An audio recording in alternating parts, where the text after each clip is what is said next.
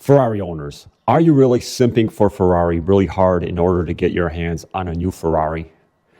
That's kind of ridiculous. What I understand is you have to be a servant of Ferrari basically in order to get one. It's not as easy as just going to the dealer and writing a check. You have to be like a brand ambassador. I'm begging you, I'll sign right now, whatever it takes. Just let me take that 296 home. It's a gorgeous car, isn't it? But a Ferrari chooses its driver, and I'm afraid... It's saying no. I have the money. Call you and tell you the new entry-level Ferrari's here. You say, I want to buy it. And you keep buying that one, then the next one up, then the next one up, and hoping eventually you get your hands on the flagship model. It's a really ridiculous game. Ferrari has used this gaming to their advantage for years in order to turn wannabe customers into basically like servants for their company, right? They make these guys, talk positively about the cars on social media. They make them represent Ferrari at car shows. It's kind of ridiculous. So like I mentioned, if you want a car like a Ferrari F80, you have to start at the bottom. They'll tell you a Roma is available. So you go buy this Roma, you hold it for a year, and then, you sell that one hoping that Ferrari gets you like a 296. You sell the 296 after a year, and so on and so on. Maybe you get yourself an 849 Testarossa, and you keep going along the way. You have to collect some of the classic Ferraris. And if you're a good boy, someday you'll get the call from Ferrari saying, we got you on the list for the flagship. So why do all this? Don't you have any self-respect? For me, simping this hard for a company would be embarrassing. Like I see you on the street now in a new Ferrari. I just think you're kind of like a Ferrari simp. You're like at their beck and call. They call you and you're, yes, sir. May I have another, sir? That's ridiculous. You should be embarrassed of yourself. If you can afford a new Ferrari, you obviously have the means to be buying and selling other makes of cars. Why do this to yourself? Jay Leno's somebody that's very famous that does not want anything to do with Ferrari for this very reason. He's not bending the knee to this company. One of the most laughable things that you can do is become a Ferrari VIP. On VinWiki, Ed Bolian outlines the steps that you have to take in order to be a Ferrari VIP.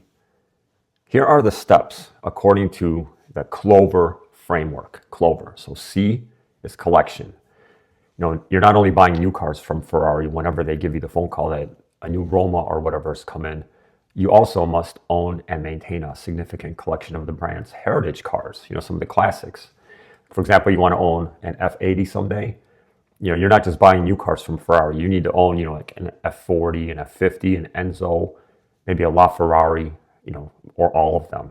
You got to hold on to your cars. For example, you can't just sell your special edition V12 until your allocation for the next V12 arrives for you. L, loyalty. So you must be dedicated to a specific dealer and the brand.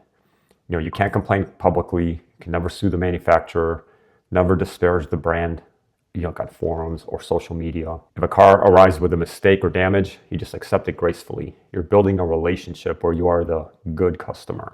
Always for options. You have to order your car with a massive amount of paid options.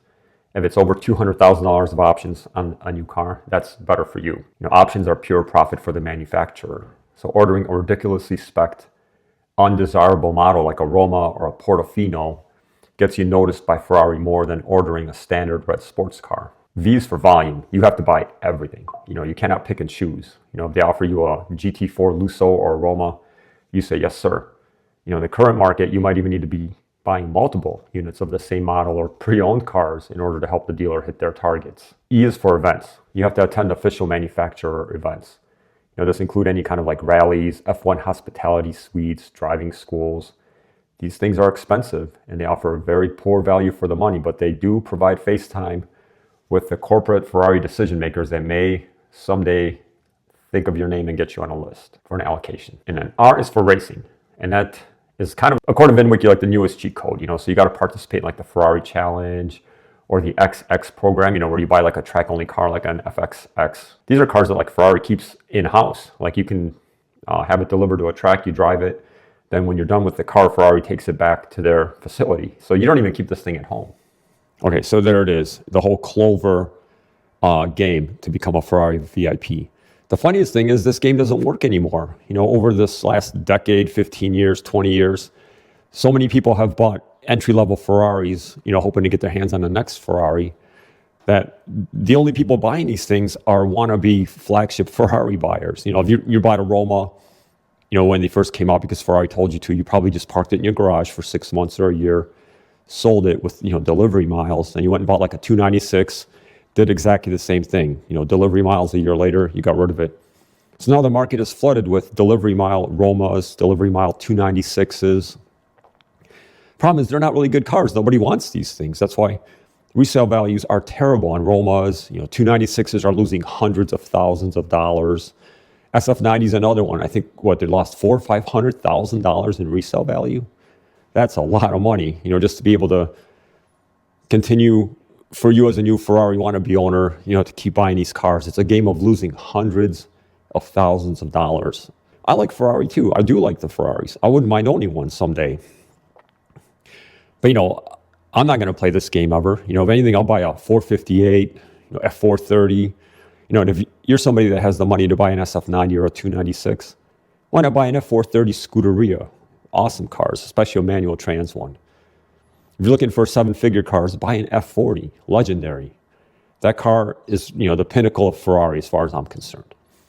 Anyway, if you like this video, like and subscribe.